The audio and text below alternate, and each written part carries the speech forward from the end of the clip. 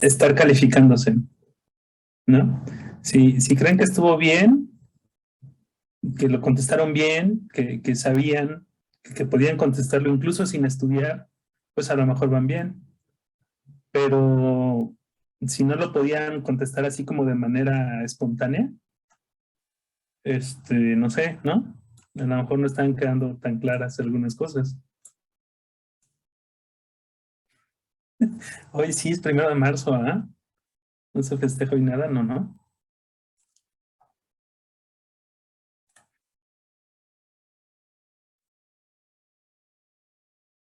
No, hoy no. El 8 de marzo. ¿Por qué no hacemos algo para el 8 de marzo? Un eventito así como de una hora, ¿no les gustaría?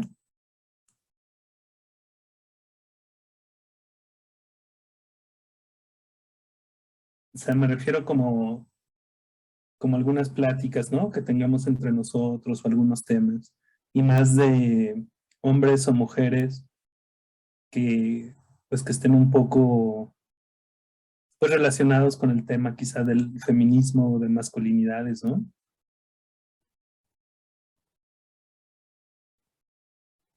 No, no hay ningún problema si tienen otra cosa que hacer. Pero sí, yo creo que podríamos, ¿no? ¿Qué les parece unas pláticas, pero que ustedes mismas den, no sé, como de 5 minutos o 7 minutos y un ratito?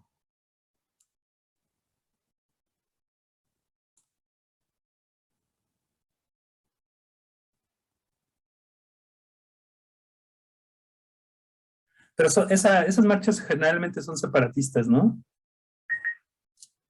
¿O no? Sí.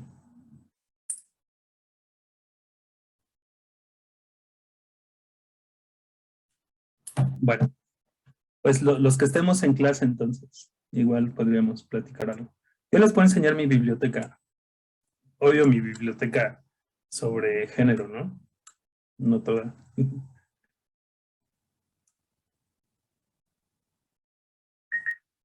Tengo libros padres.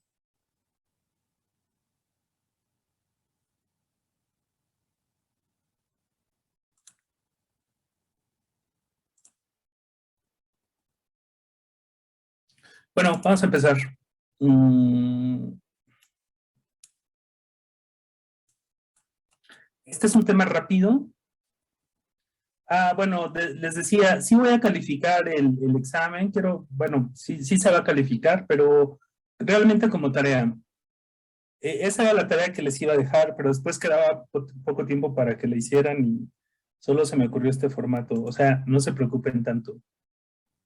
Siempre que haya un examen real, eso sí les voy a avisar, ¿no? Y de una vez les aviso que el viernes, bueno, ya sabían, pero el viernes hay examen. Es el examen de la clase que dio Moy, de la clase práctica. Entonces, tómenlo como un ejercicio, un ejercicio que lo pudieron haber hecho de tarea o, bueno, se resolvió aquí, ¿no? Pero es de lo que hemos venido repitiendo y repitiendo y repitiendo. ¿Tienen alguna duda del tema de anemias? Por ejemplo, ahorita que lo resolvieron y eso, ¿les quedó alguna duda? ¿Hay algún concepto que no quede claro? Ahorita grabo, ¿eh? Cuando inicie la clase grabo.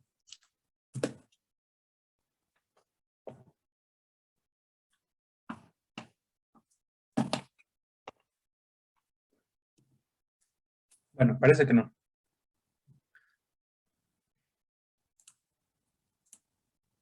Dime, Diana. Sí, doctor. Disculpe. Sí. Recording in Perdón, es que progress. nos escuchamos dobles aquí en el cubículo de patología.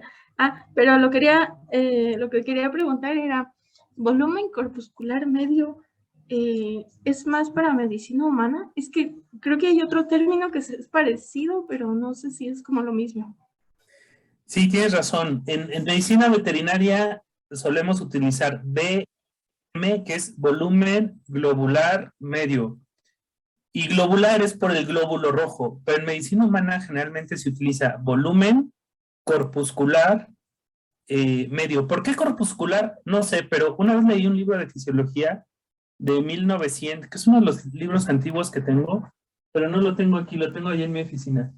Es como de 1900, como de 1905, y al eritrocito lo describían como un corpúsculo, más que como un glóbulo. No sé si venga como desde ahí, ¿no? Y de esas cosas que se heredan y se van quedando, pero es lo mismo, en términos prácticos por lo menos. Bueno, entonces, este es el tema de eritrocitosis, y es lo contrario a anemias. Eritrocitosis, su definición es incremento de hematocrito, hemoglobina y eritrocitos, evidentemente en sangre. Entonces, les voy a explicar la clasificación de eritrocitosis. Sencilla, ¿eh? Es sencilla de entender. Entonces, tenemos en general tres tipos de eritrocitosis. Eritrocitosis transitoria, eritrocitosis relativa y eritrocitosis absoluta. Entonces vamos a empezar con la relativa.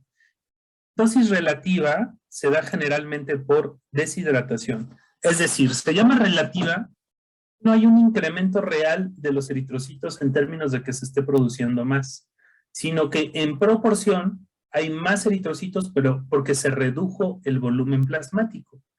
¿Por qué se redujo el volumen plasmático? Por hipovolemia, por deshidratación, ¿no? Entonces, un animal se deshidrata, entonces pierde líquido. Tiene la misma cantidad de eritrocitos, pero pierde líquido. Entonces, cuando hacemos el hematocrito, como tiene menos plasma, parece como si hubiera más eritrocitos, ¿de acuerdo? Entonces, en términos prácticos, cuando digo eritrocitosis relativa, bueno, cuando tengo la eritrocitosis, pero además en la anamnesis me refieren algunos signos clínicos como anorexia, pues justo el porcentaje de deshidratación, 6, 8 o 10%, o cuando hay algún signo clínico que me dice que está perdiendo líquidos, como vómito, como diarrea, o también algunas enfermedades que sabemos que pueden cursar con deshidratación, en fin. La característica también, ya les explicaba hoy un poco de la relación hematocrito-proteínas totales, ¿no? Como disminuye el volumen plasmático, también incrementa las proteínas totales. Incrementan de manera relativa. ¿De acuerdo? Entonces, esta es la eritrocitosis relativa. Ahora vamos con la eritrocitosis transitoria. Aquí, en este tipo de eritrocitosis, sí hay un incremento en la cantidad de eritrocitos, pero este incremento no está dado tampoco por un aumento en la producción de estos a nivel de médula ósea, sino que está dado por una distribución de eritrocitos desde el vaso hacia circulación, porque recuerden que el vaso tiene la capacidad de almacenar un buen porcentaje de masa de eritrocitos, que va entre el 30 y el 40%. Entonces, en esta eritrocitosis transitoria se liberan catecolaminas y la catecolamina lo que va a inducir es esplenocontracción o contracción del vaso y posterior a esta esplenocontracción se liberan los eritrocitos a circulación. Se llama transitoria porque este tipo de eritrocitosis no dura más allá de 20 minutos. Ahora, clínicamente, esta eritrocitosis está relacionada con pacientes nerviosos, excitados, agresivos, espantados. Estos pacientes con los que forcejeas en el momento, por ejemplo, de la toma de muestra, o han visto, ¿no? Los perritos, estos chihuahuas que están así súper estresados y temblando. Bueno, no chihuahuas, sino los perritos pequeños. O en caballos, también los caballos son nerviosos. Bueno, se libera catecolamina y entonces esplenocontracción y eritrocitosis. Aquí, por ejemplo, las proteínas totales suelen estar dentro del valor de referencia. ¿Alguna duda hasta aquí?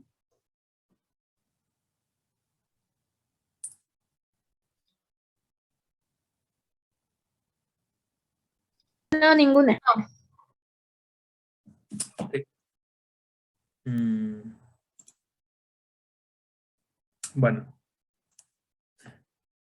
El siguiente tipo de eritrocitosis se llama absoluta y tenemos de dos tipos. Absoluta primaria y absoluta secundaria.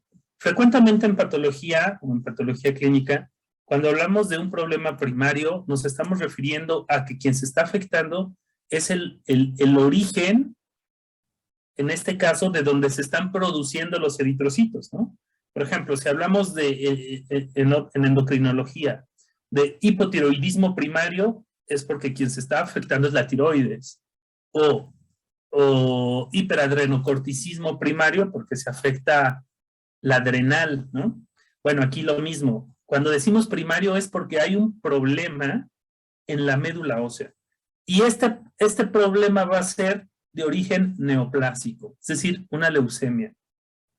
Se están produciendo de manera excesiva, exagerada, células de la línea eritrocítica. ¿De acuerdo? Entonces es un proceso mieloproliferativo, neoplásico, es decir, leucémico. O sea, las neoplasias que se originan en médula ósea se llaman leucemias. Bueno, entonces, esa sería la eritrocitosis absoluta primaria, neoplasia en médula ósea. Y tenemos también la eritrocitosis absoluta secundaria, que puede ser a su vez de dos tipos. La que cursa con hipoxia o con hipoxemia, que también se le denomina adecuada o apropiada, así lo pueden encontrar en la literatura, y la que cursa sin hipoxia, que también se le denomina inapropiada o inadecuada. ¿Cuál es la diferencia entre las dos?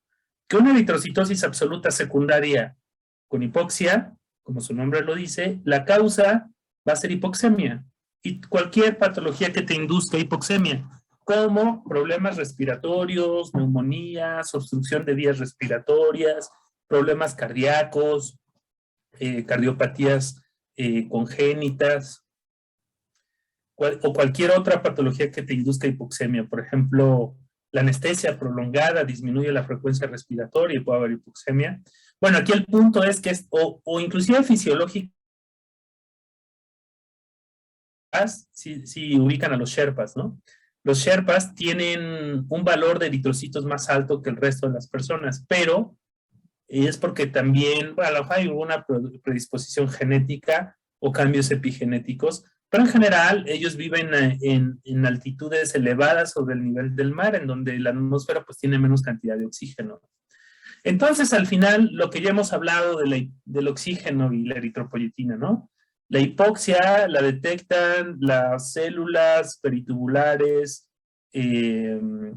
o las células intersticiales corticomedulares. Entonces sintetizan, bueno, se activa el factor inductor de hipoxia, que es un factor de transcripción maestro que tiene muchos genes blancos y uno de ellos es la eritropoyetina.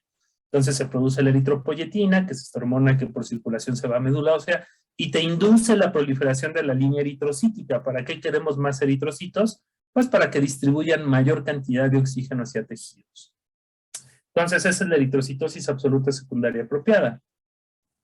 Y la eritrocitosis absoluta secundaria inapropiada, aquí también hay una producción de eritropoyetina, pero justo se llama inapropiada porque no está respondiendo al estímulo hipóxico. Entonces, ¿por qué se está produciendo eritropoyetina si no hay hipoxia? Generalmente va a ser una neoplasia renal, aunque se ha descrito este tipo de eritrocitosis en otro tipo de neoplasias, como neoplasias hepáticas. En el hígado se sintetiza el 10% de la eritropoyetina, u otras neoplasias. Pero lo más frecuente es que sea una neoplasia renal. Y los mecanismos por los cuales la neoplasia renal sintetiza eritropoyetina se han descrito tres. Uno, que sí sea directamente una eritropoyetina mutada. Las células neoplásicas, como están proliferando, pues sinteticen de manera autónoma eritropoyetina. Dos, que no sea necesariamente eritropoyetina, pero que sí sea una proteína similar o una proteína que cumpla la misma función que la eritropoyetina. Y tres, que a lo mejor no es una hipoxia sistémica, pero la misma neoplasia, al estar invadiendo vasos sanguíneos, te induzca hipoxia, pero localizada en el riñón. Y entonces eso haga que células normales o no neoplásicas del riñón sinteticen eritropoyetina y entonces se genera la eritrocitosis. Listo, se acabó el tema. ¿Dudas? ¿Podría volver a repetir lo último de la hipoxia local, por favor? Sí. Ahí, Bueno, lo que se dice es que luego las células infiltran al tejido normal, al tejido renal normal, pero pueden estar eventualmente obstruyendo algunos vasos sanguíneos. Y es como si fuera, imagínate un émbolo o un trombo, pues, ¿no?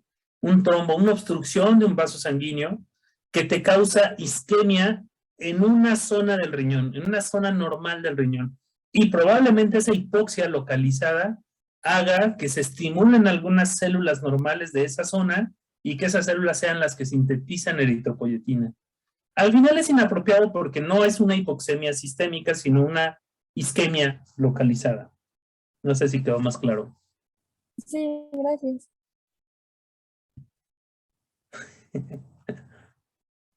Bueno, ¿algo más de esto? Generalmente aquí las preguntas son tipo, a ver, si quieren hacemos un ejercicio, ¿no? A ver, si ya quedó claro. Vamos a hacer un ejercicio.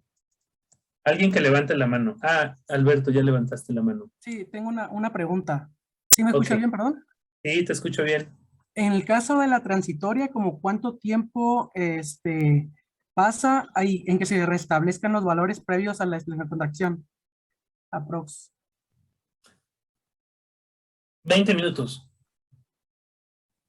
Ok, gracias, doc. Alberto, tú eres interno, ¿verdad?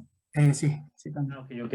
Ah, sí, te escucho el tono distinto. Sí, realmente Gracias. son 20 minutos. Ajá. Y después de 20 minutos regresa todo a lo normal. ¿Alguna otra duda? ¿No? ¿Todo bien? Bueno, entonces yo les decía, digamos, como que las evaluaciones suele ser así, ¿no? Te dicen, a ver, alguien que levante la mano, si quieres, bueno, yo te voy a bajar la mano, Alberto. Alguien que levante la mano como para responder una pregunta que le voy a hacer. ¿Otra vez tú? Ah. Bueno, no creo que así no funciona, ¿va? Así no funciona esto, ¿no? Ah, sí. A ver, Sandra, entonces, si tú tienes un gato con vómito y diarrea, ¿qué tipo de eritrocitosis esperarías? La transitoria. Casi. No es cierto, relativa, perdón, relativa. La relativa, perfecto. Gracias, Sandra. ¿Alguien más? Ah, muy bien. Jennifer, adelante. Ah, Jennifer, si tú tienes un caballo con neumonía, ¿qué tipo de eritrocitosis esperarías?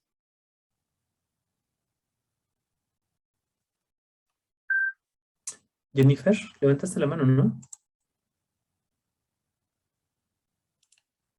Ok, ya no supongo. Ah, absoluta, ya vi que aquí lo escribiste. Absoluta. Es que no tengo micrófono, ya voy, Mariana. Ok, absoluta, pero absoluta se queda corto, hay que decirla completa.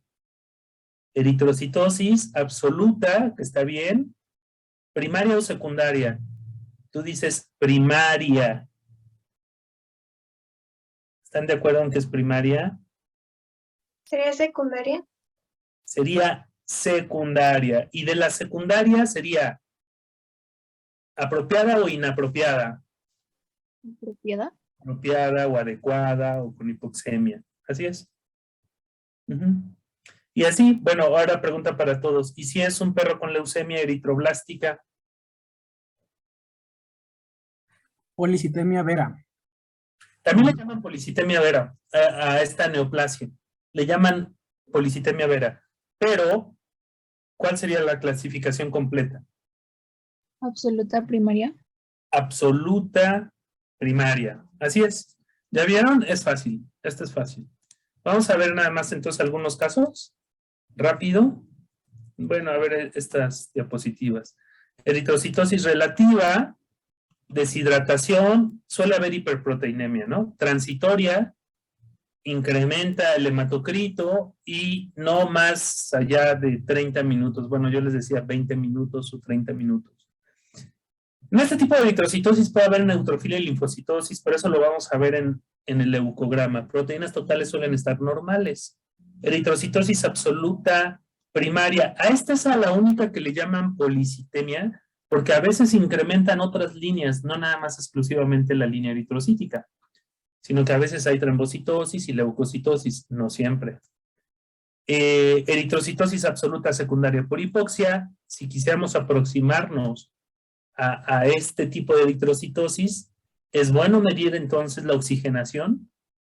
Se puede medir la eritropoyetina en donde estaría incrementada y a veces en el frotis sanguíneo vemos signos de eritropoyesis activa, ¿no? Ya saben, anisocitosis, policromasia, reticulocitosis, cuerpos de Howell-Jolly y así, eritrocitos nucleados. Eritrocitosis absoluta secundaria sin hipoxia. Bueno, ahí si midiéramos la eritropoyetina estaría incrementada, pero si miden la oxigenación estaría normal. Por otro lado, pues si hay una neoplasia renal, pues podemos tener insuficiencia renal, ¿no? Fíjense este perro, de hecho el perro se llamaba Carnal, 11 años, mestizo, macho. Motivo de consulta, hace 5 meses empezó a orinar con sangre, orina y bebe en abundancia. ¿Cuál es el término que utilizamos para esto de orina y bebe en abundancia?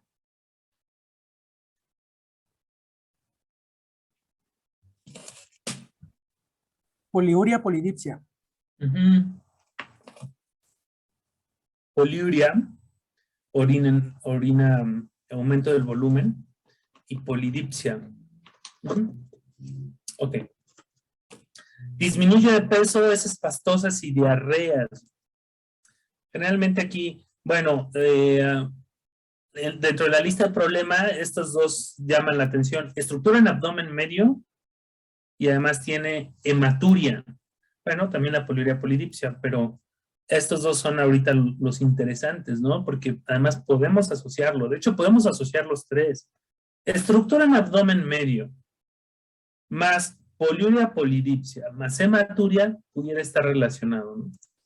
El abdomen abultado también te puede dar información. La pérdida de peso te dice que es crónico. Entonces, bueno, en este hemograma tiene eritrocitosis. ¿Ustedes cuál creen que sea la causa de eritrocitosis? ¿Cómo la clasificarían esta eritrocitosis? ¿Podrían clasificarla hasta ahorita?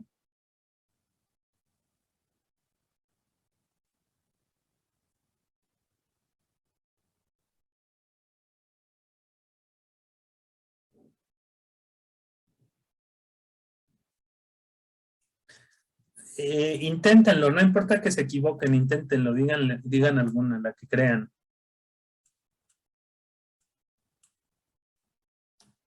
Yo sí diría absoluta, enfocado con la parte de la proteína que está normales.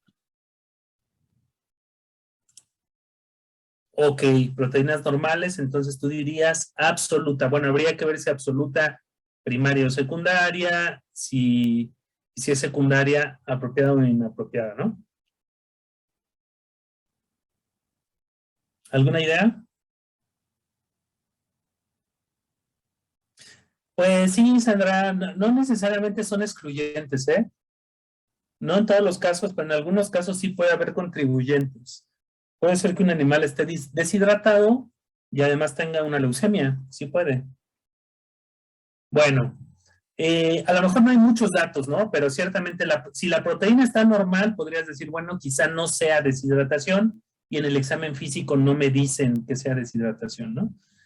Si en el momento de la toma de muestra el animal estaba nervioso, pues sí puede ser transitoria, como dice Lucía. Si hubiera algún signo que sugiriera hipoxia, pues podría ser absoluta, secundaria, apropiada. Pero lo que tenía era esto. ¿Qué creen que sea?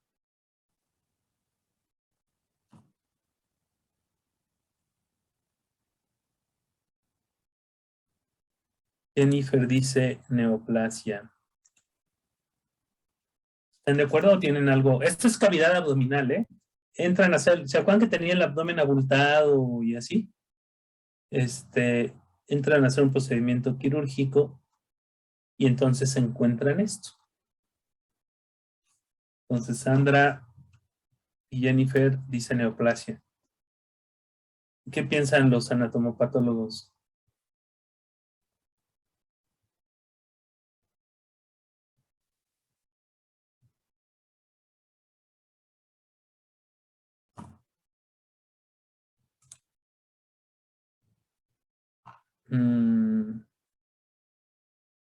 Ok, bueno, vamos a seguir.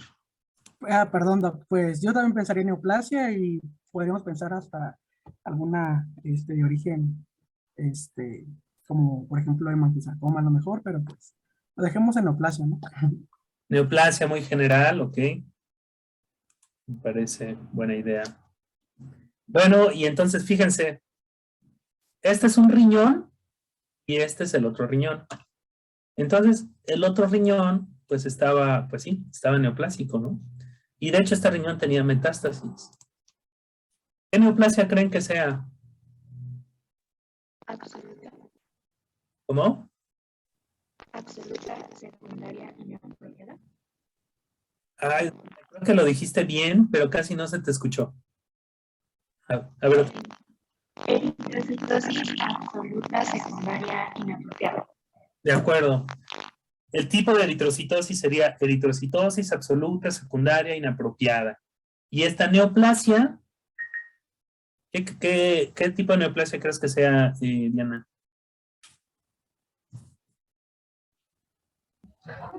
Un carcinoma renal papilar, no sé. a lo mejor. Ok.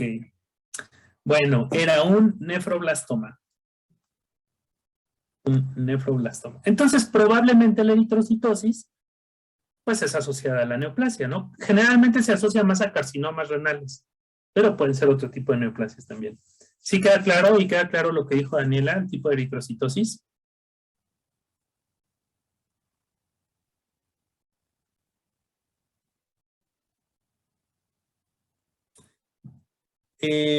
Sí, dijo, sería eritrocitosis entre relativa, transitoria y absoluta. Sería absoluta entre primaria y secundaria, secundaria, y entre adecuada e inadecuada, inadecuada, porque es sin hipoxemia.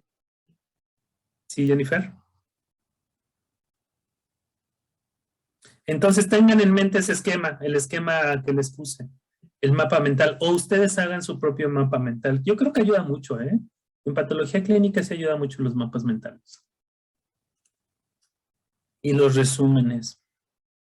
Fíjense que justo ayer estaba platicando con una alumna, una tutorada, porque no sé si sabían, a lo mejor sí, bueno, a lo mejor no, pero una forma de titulación que es reciente, acabamos de aprobar en el Consejo Técnico, acabamos entre comillas, es a través de un diplomado.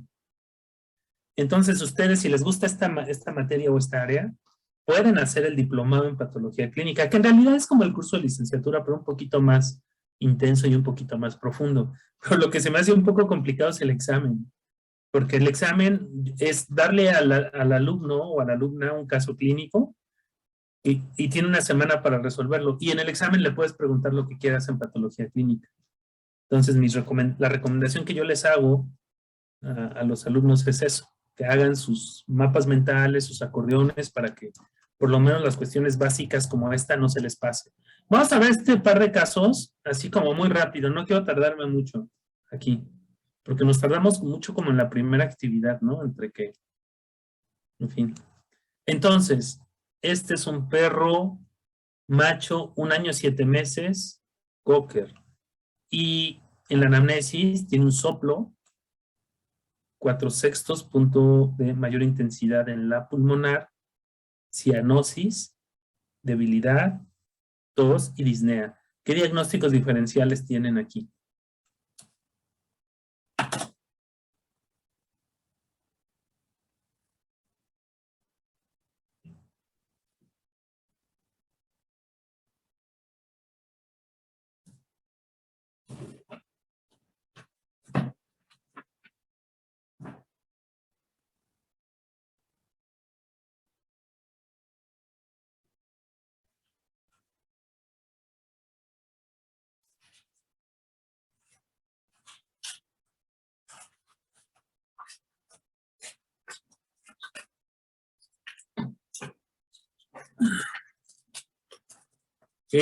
Dice Lucía, absoluta secundaria apropiada, podría ser absoluta secundaria apropiada. Ok, eso sería, digamos, si este paciente tuviera, tuviera eritrocitosis, estoy de acuerdo que sería ese tipo de eritrocitosis. ¿Por qué razón? ¿Por qué razón sería este tipo de eritrocitosis que ustedes están mencionando? Pues yo lo asocié por la disnea y la tos, que son como enfermedades respiratorias. Sí, me parece bien, Lucía, pero yo pensaría en otro signo. No, esos signos están bien, pero hay otro signo más específico todavía.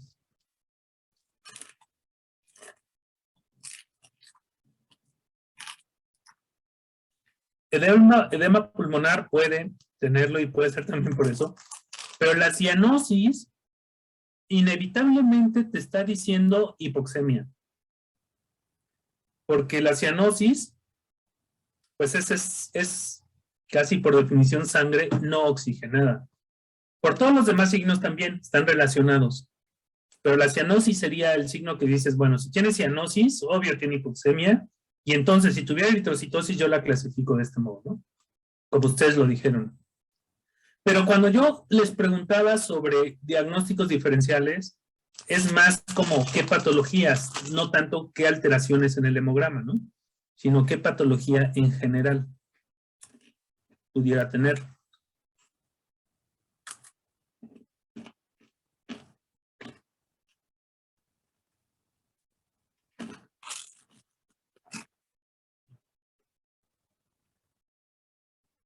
Bueno, solo déjenme ver quién está. Insuficiencia cardíaca. Ok. Bueno, vamos a seguir. ¿Qué es esto? Este es un ultrasonido. Fíjense. Este es un ultrasonido del corazón. Este es un ventrículo. Ahorita no sé si el izquierdo y el derecho. Me parece que es el izquierdo. Y este es el ventrículo derecho. ¿Qué están llevando ahorita en patosistémica? ¿Qué tema están viendo en patosistémica?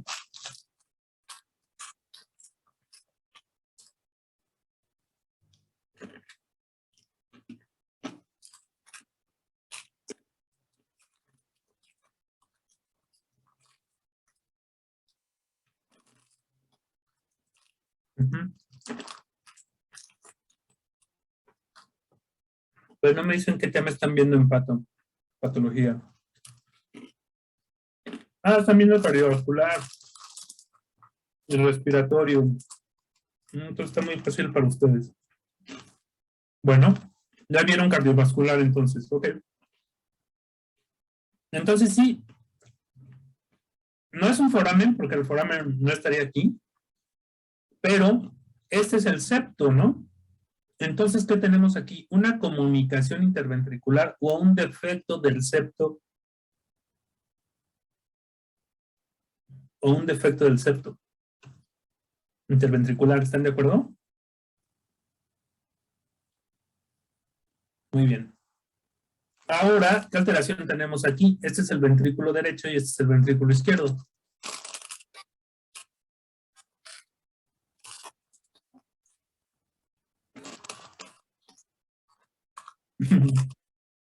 Sí, bueno, a lo mejor ustedes lo supieron de inmediato, pero el título también ayuda, ¿no?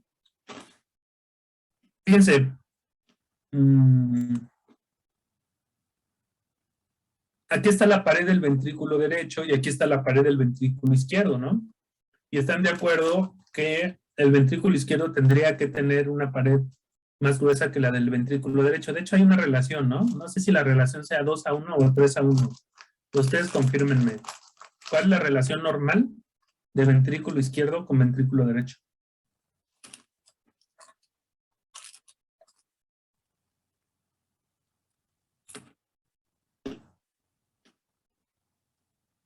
Como dijo, 2.5. Ok. 2:1. ¿Qué tenía el perrito? Pues una eritrocitosis marcada, ¿no? ¿Saben cuál es el problema con esta eritrocitosis? El síndrome de hiperviscosidad.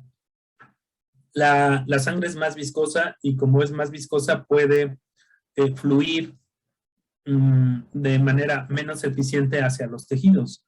Por ejemplo, a nivel de riñón, disminuye la perfusión renal y te puede ocasionar una insuficiencia renal. O la sangre a veces puede fluir tan lenta que hay como una especie de estasis, congestión, y eso te puede inducir a tromboembolismos, una activación de la hemostasia. Entonces, a veces puede ser tan marcada la eritrocitosis que es necesario hacer sangrías. ¿Qué es esto? Es quitar sangre y sustituirla con líquido, ¿no? Como para disminuir esa concentración celular. Entonces, sí puede llegar a ser peligrosa esta eritrocitosis. Ok, a ver, que ayuden rápido, no sé, Javier, Samir, Diana, Eric, Alberto, quien quiera, con la descripción de este corazón.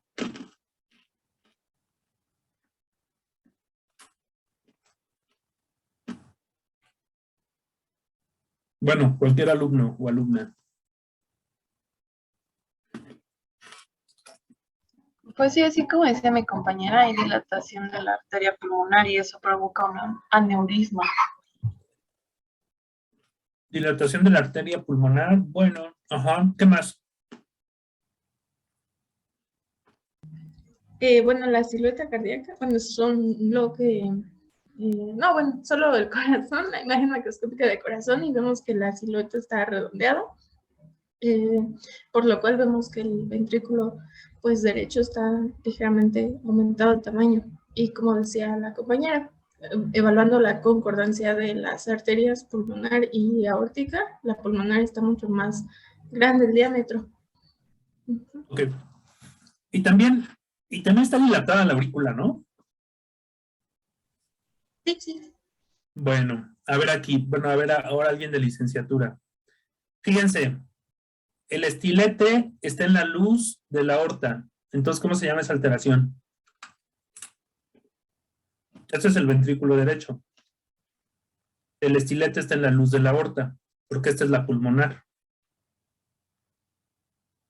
¿Cómo se llama esa alteración?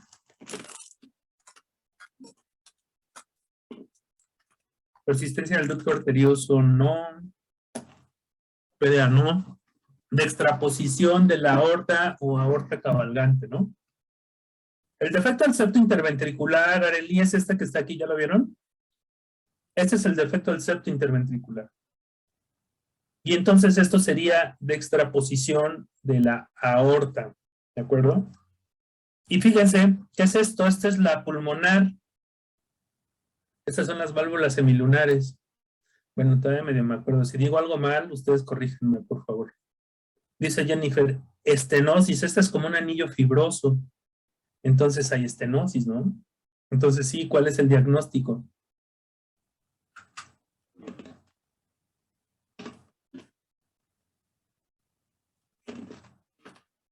Tétrada de Fallot, ¿no? Como dice Wendy. ¿Qué tal? ¿Quién quiere explicar por qué la cianosis?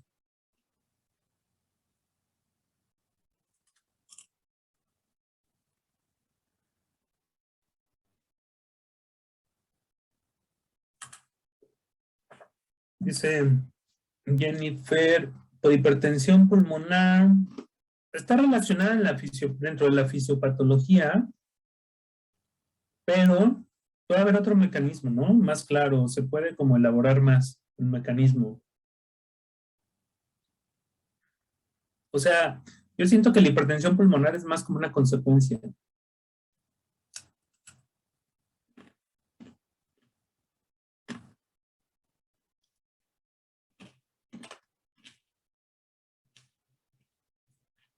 Pero ¿qué pasa? ¿Quién lo quiere explicar?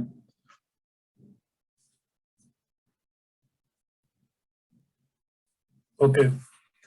Bueno, entonces sí, conforme en esta tetra dice, porque la sangre no oxigenada pasa directo, pasa directo a la aorta la sangre y no se oxigena bien, porque por la estenosis hay una mezcla de sangre y la sangre no oxigenada va a circulación general. Ajá, bueno, eso dice Castro.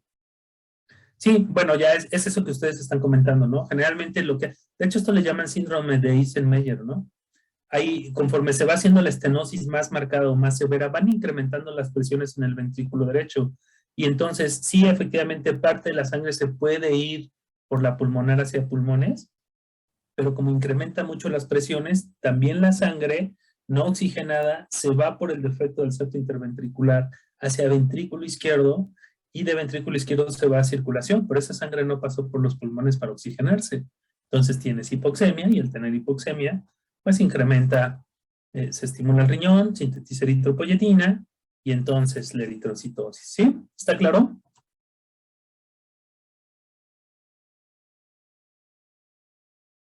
Sí, Súper. Miren, estenosis de la arteria pulmonar, posición de la aorta, defecto del septo interventricular e hipertrofia del ventrículo derecho, hacen el diagnóstico de tétrada de Fallot. Bueno, algunos cambios histopatológicos, ¿no? Esta se llama, ¿saben? A ver, los anatomopatólogos, ¿saben cómo se llama esta alteración?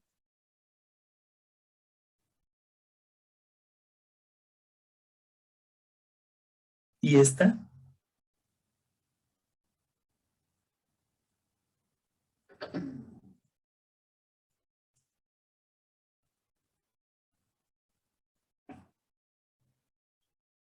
¿Qué onda? ¿Sí o no?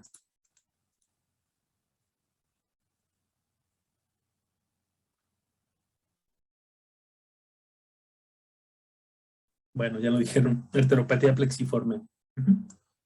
Sí, como una proliferación de las células endoteliales. Tenía este perrito. Fíjense este caso. Es un perro chihuahua que ya estaba diagnosticado con tétrada de Fallot. Ya estaba diagnosticado, digamos, clínicamente y a través de ultrasonido. Entonces, de hecho, había una especie de acuerdo en donde se le iba a dar el tratamiento en el hospital sin costo, con la condición de que al morir, pues trajeran el perro al hospital y se le hiciera el estudio de, bueno, la necropsia y todos los estudios necesarios, ¿no? Curiosamente, el perro murió sin que lo trajeran y lo enterraron en el patio de la casa de los tutores. Y cuando preguntaron por el perro, dijeron, no, pues ya se murió, ya lo enterramos. Pues sí, pero ese no fue el acuerdo. Entonces tuvieron que desenterrarlo y llevarlo a necropsias, porque pues eso fue el acuerdo. Entonces tenía una eritrocitosis absoluta secundaria apropiada, ¿no? Eso no es lo interesante, como que lo interesante está aquí. Este era el corazón. Esto es la arteria, esta es la pulmonar y esta es la aorta. ¿Cómo se llama esta alteración? Aorta y pulmonar. ¿Cómo se llama esta alteración? Para los cardiólogos. Para los que ya vieron cardiovascular.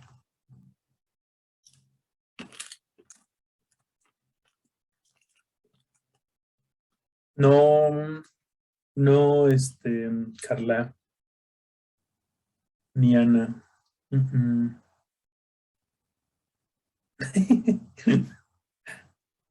Ya vi tu carita. No es de extraposición. No, pues no es de extraposición, que yo sepa, no.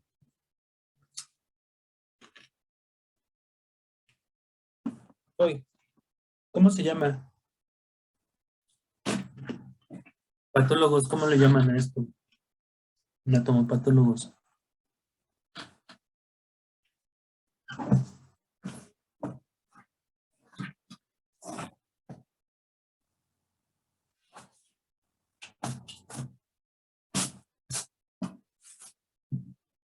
A ver, si no ya vamos a avanzar.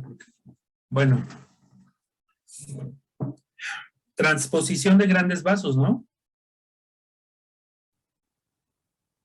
Bueno, el punto es que aquí no es una extraposición, sino que tanto aorta como pulmonar emergen del ventrículo derecho.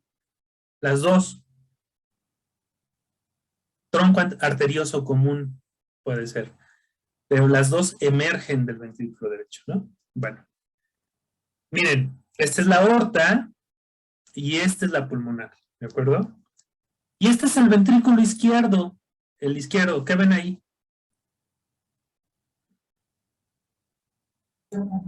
No hay ventrículo izquierdo. No hay ventrículo izquierdo, pero ¿cómo se le llama? ¿Cómo le puedes llamar a eso? Hipoplasia del ventrículo izquierdo. Hipoplasia del ventrículo izquierdo. Entonces, ¿qué patología tiene?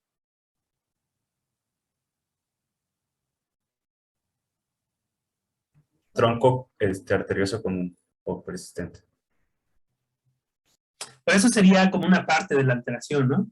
Bueno, ahora, pero sí está bien. Ahorita les digo cómo le pusimos. Ahora, ¿cómo sugieren que pudo haber vivido este animal? Porque, fíjense, esto que ven aquí son vestigios de la válvula mitral. Esto de aquí, ¿están de acuerdo? Y esto es el atrio, que era un saco ciego. Entonces aquí como la duda es, ¿cómo sugieren o cómo piensan que pudo haber vivido este perro 4 meses? Sin ventrículo izquierdo. Y con, como nosotros le pusimos, es doble tracto de salida del ventrículo derecho. Magia. Sí. Obra de Dios. Bueno, sí, pues eso hemos dicho toda la vida, ¿no? Cuando no podemos explicar algo, pues Dios siempre es una buena posibilidad. La sangre de Cristo. De hecho, yo estoy haciendo ahorita un documento. ¿Saben qué es la apostatía?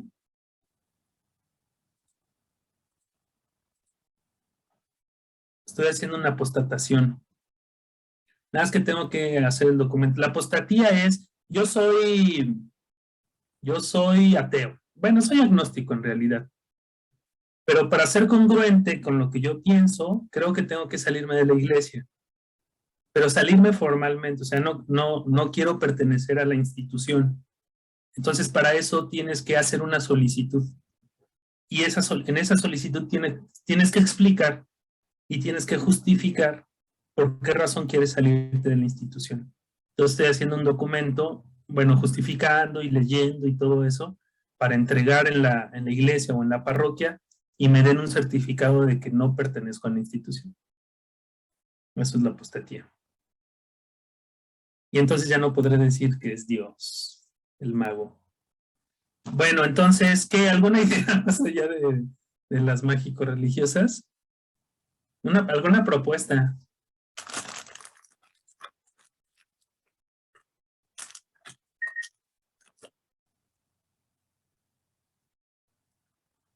Bueno, pues ya lo explico. Miren. Dice, su ventrículo derecho trató de compensarlo. Pero ¿cómo? Es que aquí como que habría que pensar en cómo iba la circulación. Miren, aquí está otra vez el ventrículo izquierdo. Este es un mal corte con el cuchillo realmente. Este es el atrio izquierdo. Aquí es un acercamiento. Bueno, lo que nosotros sugerimos es que, a ver, la circulación llega a atrio derecho y luego llega a ventrículo derecho, ¿no? Y en el ventrículo derecho ahí es lo difícil de explicar porque cómo, digamos, si parte de la sangre se va a pulmón, ¿cómo regresa? No por las pulmonares, sino cómo regresa por la arteria pulmonar, por el mismo lugar por donde sube. ¿Cómo puede bajar? Exacto. O sea, por donde sube, baja, eso es difícil de explicar, ¿no? Lo que es un hecho es que en ventrículo derecho se estaba mezclando sangre oxigenada con no oxigenada y de ahí sí se pudiera llegar a entender que esta sangre mezclada, una parte se va a pulmones y otra parte se va a la aorta. Pero el punto es, ¿por dónde bajaba la sangre que sí se había oxigenado? O sea, a mí me cuesta trabajo pensar que bajaba por la pulmonar, ¿no? Entonces, la única opción que queda es que esa sangre que sí se oxigenó bajaba a atrio izquierdo. No, obvio, no llegaba al ventrículo. Entonces, la única forma por la cual esa sangre oxigenada pudo haber llegado al ventrículo derecho para posteriormente irse por la aorta es que haya pasado por el foramen oval. Ya saben, el foramen oval se cierra casi después de nacer, ¿no? Pero aquí probablemente por el cambio de presiones o qué sé yo, se mantuvo abierto. Y en el momento en que se cerró, pues es cuando se muere el animal. Y obvio, cuando se hace la necropsia, pues veías un sacosiego, no había persistencia al foramen oval. Fue la única forma de explicarlo. Y esa era la razón, pues como ustedes dicen, pues sepa Dios. Pero por lo menos cuando publicamos este caso, sí nos creyeron medianamente. Bueno, ¿alguna duda?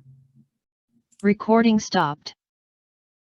Sí, profe, yo tengo una duda sobre ese caso. No sé si no le entendí. O sea, dijo que la sangre se iba por por la arteria pulmonar, pero entonces, ¿por dónde regresaba?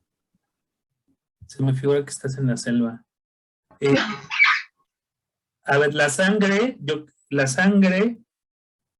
llega a atrio derecho y a ventrículo derecho, ¿no?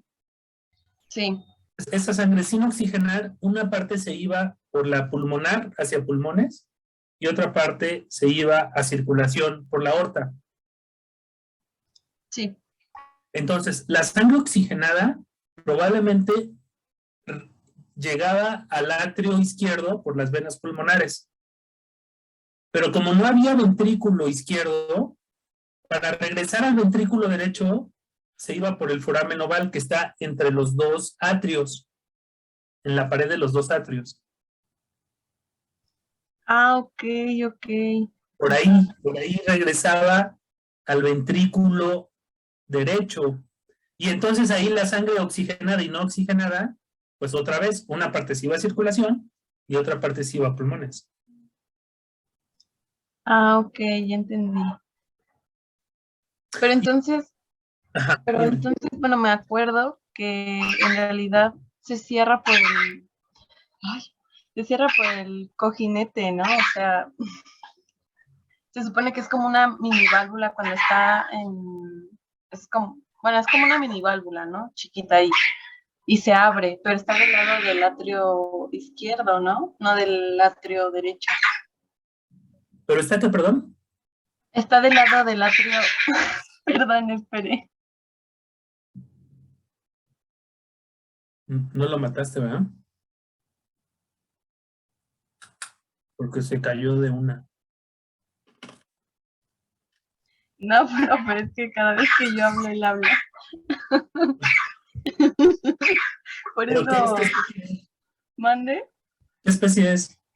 es un loro, no sé bien qué sea.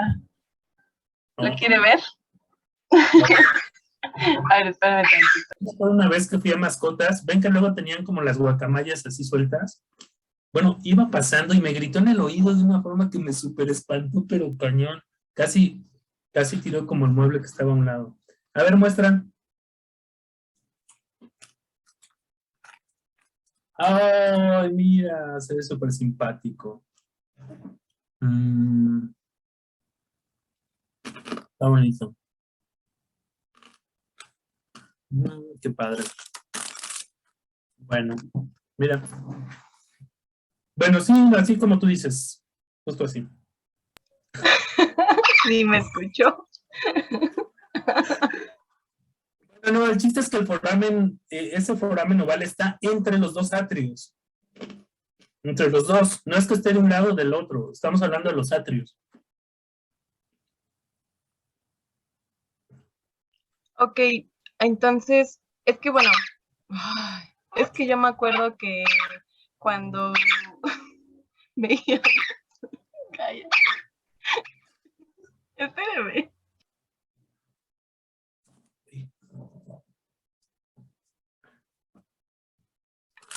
A ver, ya, creo que ya me entendió. Yo me acuerdo que lo veíamos del lado derecho, pero entonces está entre los dos. No me escucha, ¿verdad? Ya, hijo. Ah, ok. Entonces, Ajá. Es lo que yo me acuerdo, no sé, a lo mejor me estoy equivocando. Si tienen algún otro conocimiento, pues pueden decírmelo, ¿no? Pero sí, el foramen oval está entre los atrios. Foramen, ajá. Ujú. Pienso. Más, es que yo también me acuerdo de eso, nada más que a lo que me refería es que se supone que es como una válvula. Ay, ya, mira, a ver, por favor. bueno, vamos a suponer que es una válvula y la válvula se cerró. O sea, digamos, sí. Ah, ok, bueno, sí, ya era solo eso, perfecto. De manera normal se cierra.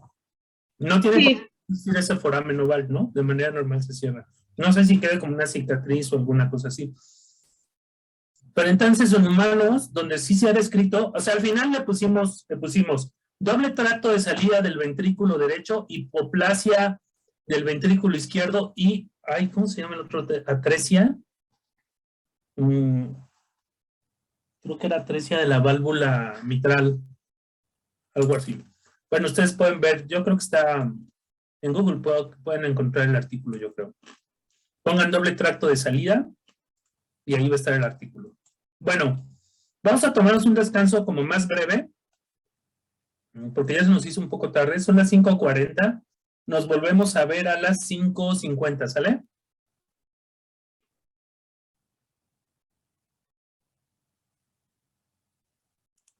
Sale. Vamos a poner pausa. Ahí está puesto en pausa.